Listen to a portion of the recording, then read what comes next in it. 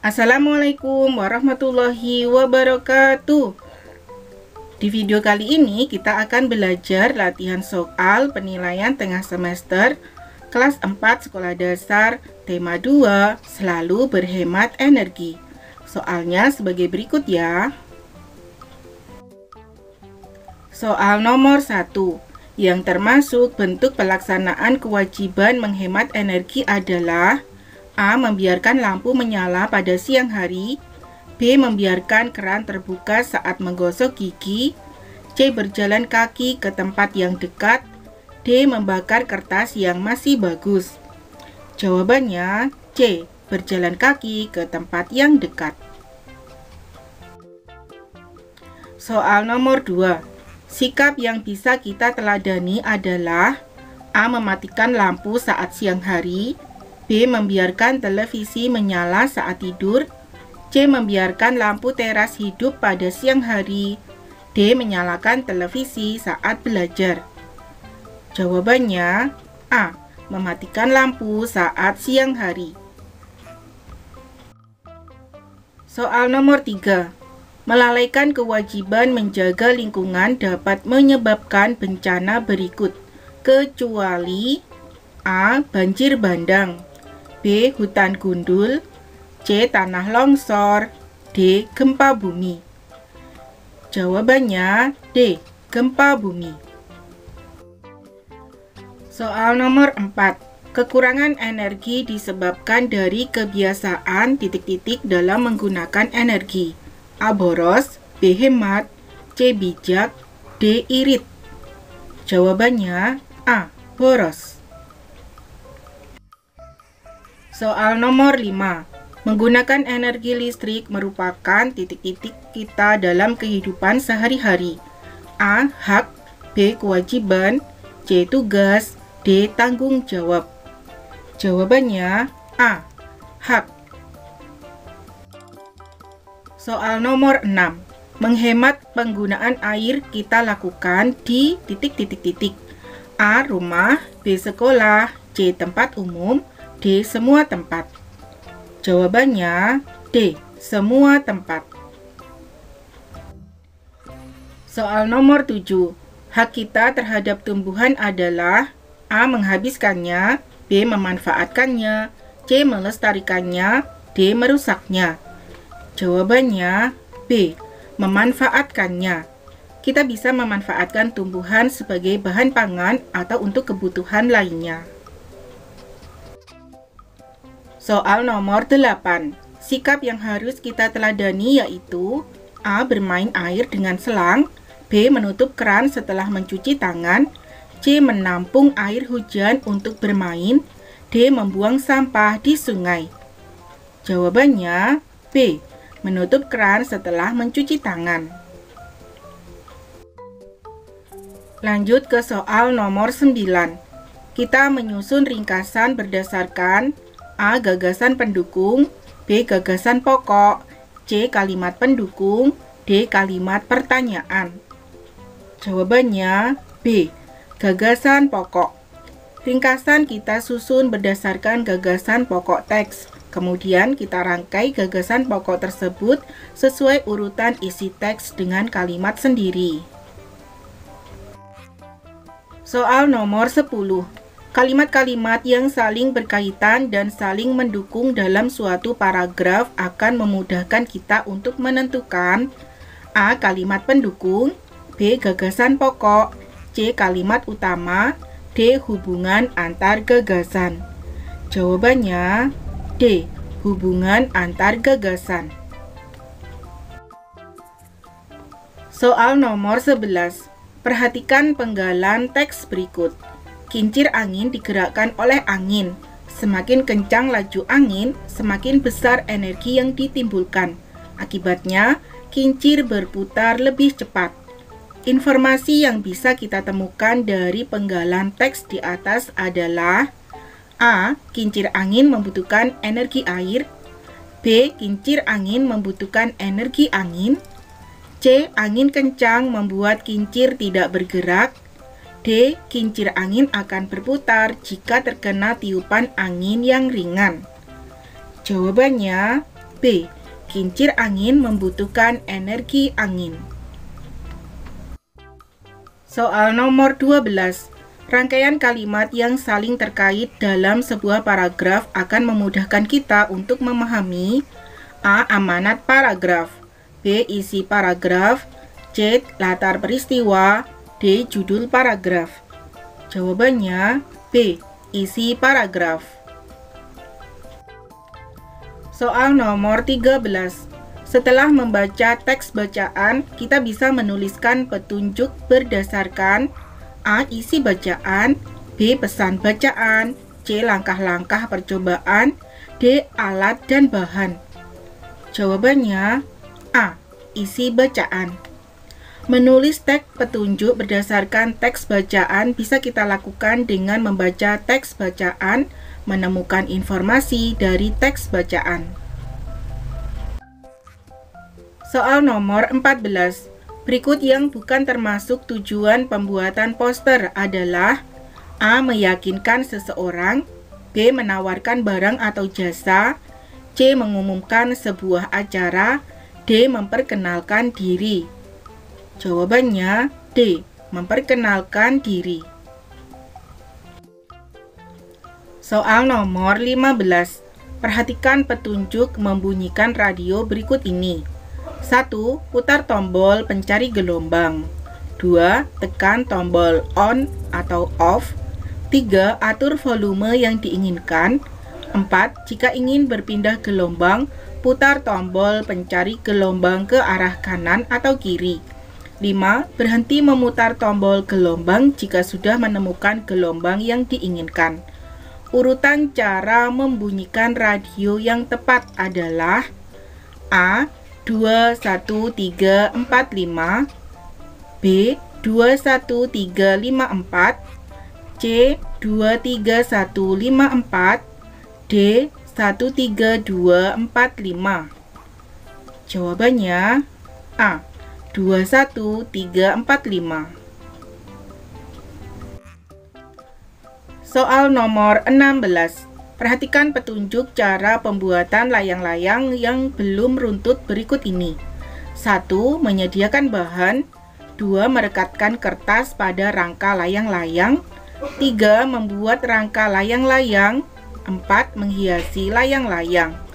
Urutan cara membuat layang-layang yang benar adalah A. 1, 2, 3, 4, B. 1, 3, 2, 4, C. 1, 3, 4, 2, D. 1, 2, 4, 3. Jawabannya B. 1, 3, 2, 4. Lanjut ke soal nomor 17. Notasi angka dengan tanda titik di bawahnya berarti dinyanyikan dengan nada A tinggi, B rendah, C pendek, D panjang. Jawabannya B. Rendah. Soal nomor 18. Nada re jika dituliskan dalam notasi angka berupa angka A1, B2, C3, D4. Jawabannya B. 2. Soal nomor 19. Notasi angka dapat membantu kita untuk mengetahui A. Kuat lemah bunyi, B. Keras lemah suara, C. Tinggi rendah nada, D. Tinggi rendah suara. Jawabannya C. Tinggi rendah nada. Notasi angka dapat membantu kita untuk mengetahui tinggi rendah nada.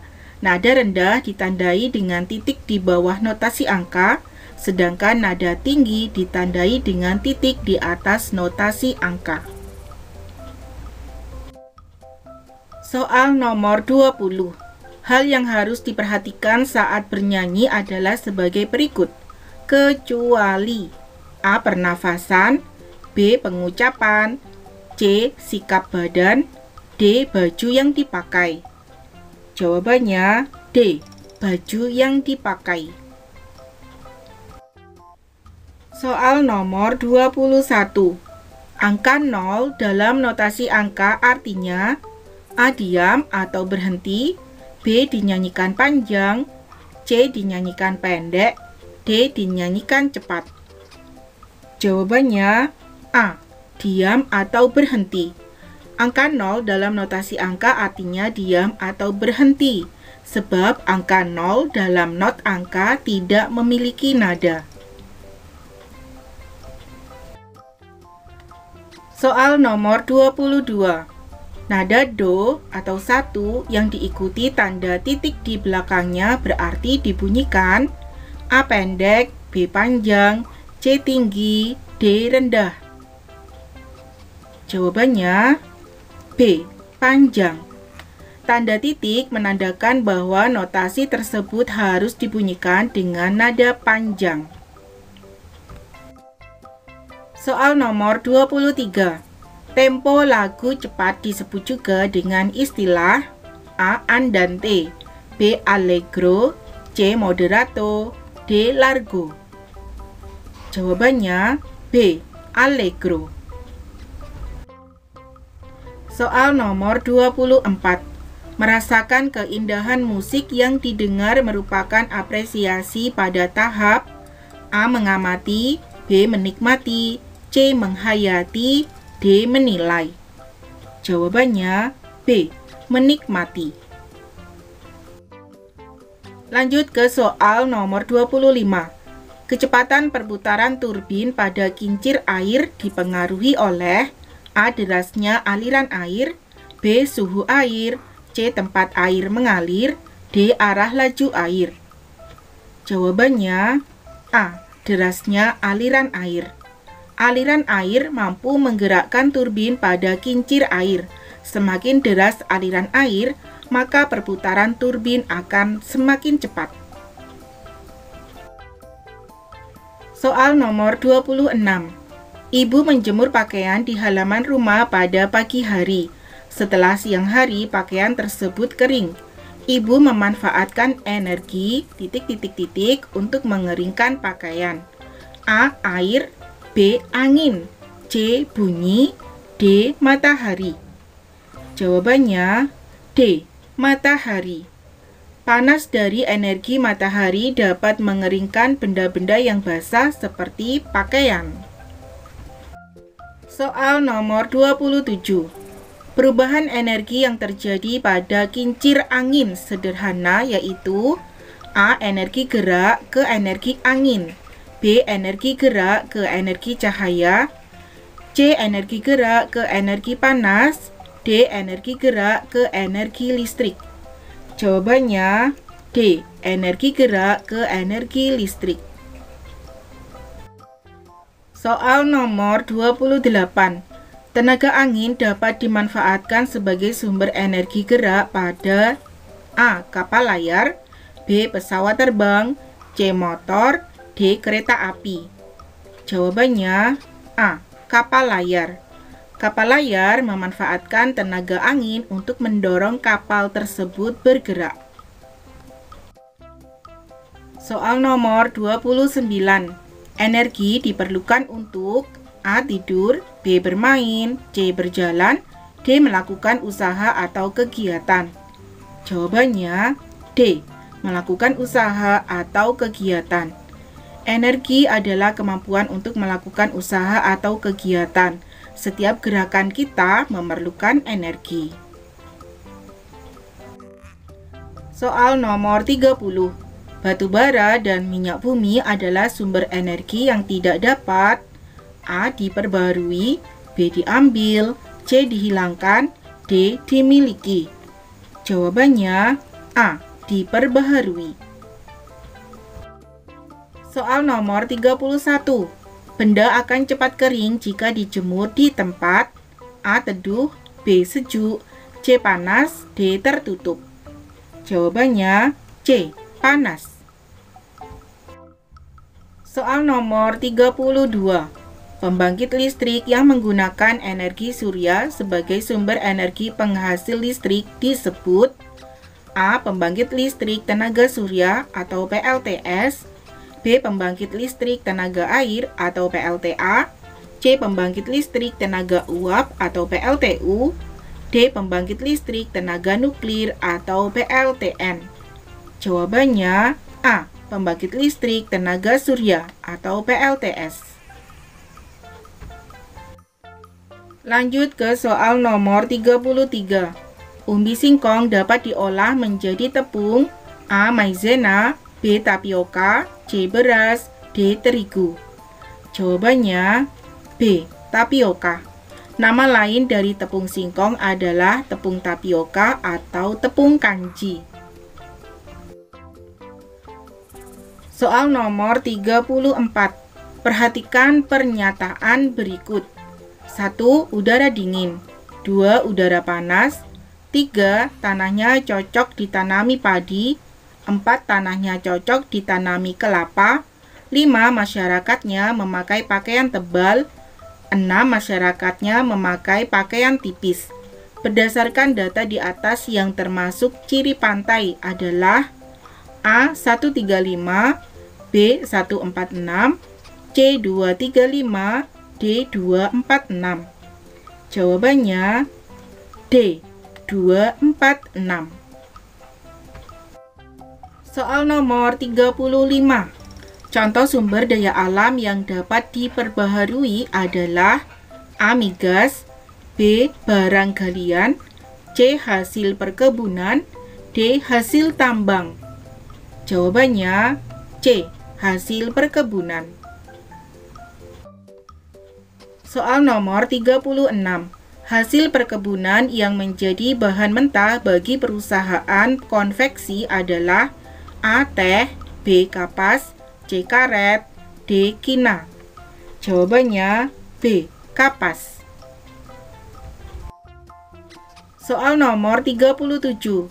Sumber daya alam yang dapat dimanfaatkan sebagai bahan makanan adalah A. kapas, B. mahoni, C. rotan, D. padi.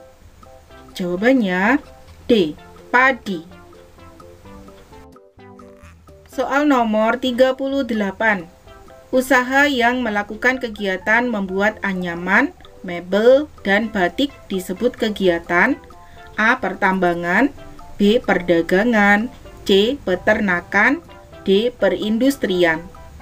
Jawabannya D. perindustrian. Soal nomor 39.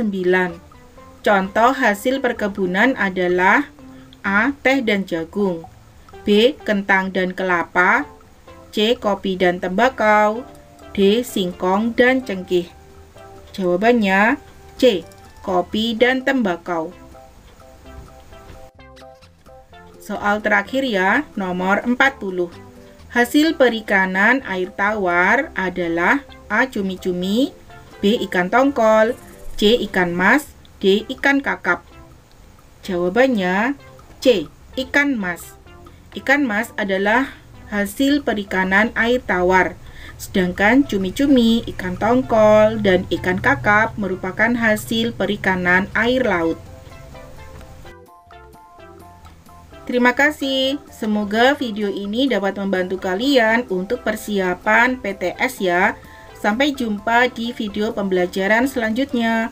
Wassalamualaikum warahmatullahi wabarakatuh.